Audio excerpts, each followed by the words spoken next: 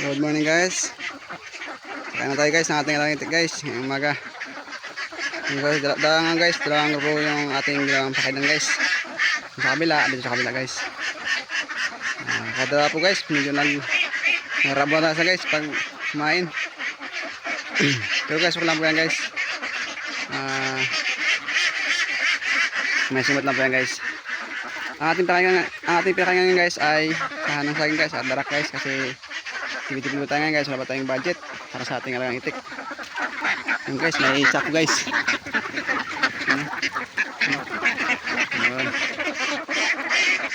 Tapos tayo yung guys, budget guys, kaya ito lang yan guys.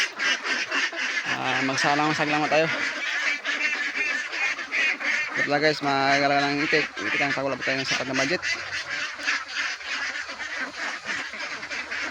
Ngayon guys ay nasa 4 buwan na pa sila guys. Mag-5 buwan na pa sila guys ngayong December. Pero yung iba guys medyo maliit. Hindi po abutin ng 5 buwan guys. Kaya medyo may maliit at medyo may mahal guys. Kasi hindi po sabay-sabay yung kanilang pag-isa. Kaya ito lang guys yung ating update ngayong umaga. Para sa ating alagang itik guys na kumakain ng sanasagi. Para makatipid po kayo guys ay mag-organic lang po kayo guys. Tulad dito guys yung ating pinapakain sa ating alagang itik ay sanasagi at darak. Sa ating pipils guys kapag mangitlog na. Ito yung kabila guys yung ating hiniwalay yung medyo maliliit kaya yan sila guys yung ating itik.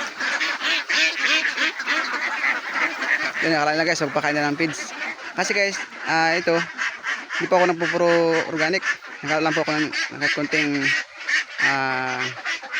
feeds para hindi pa siya mangangayat guys. Hirap po kasi guys kapag nangangat yung ating itik baka ito po yung kanilang sanin ng pagkalampa guys o pagkamatay.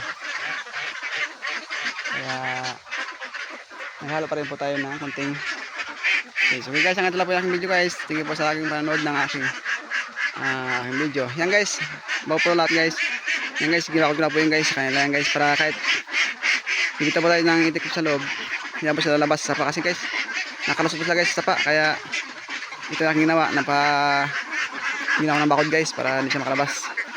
Okay guys, lang pa na ang video guys.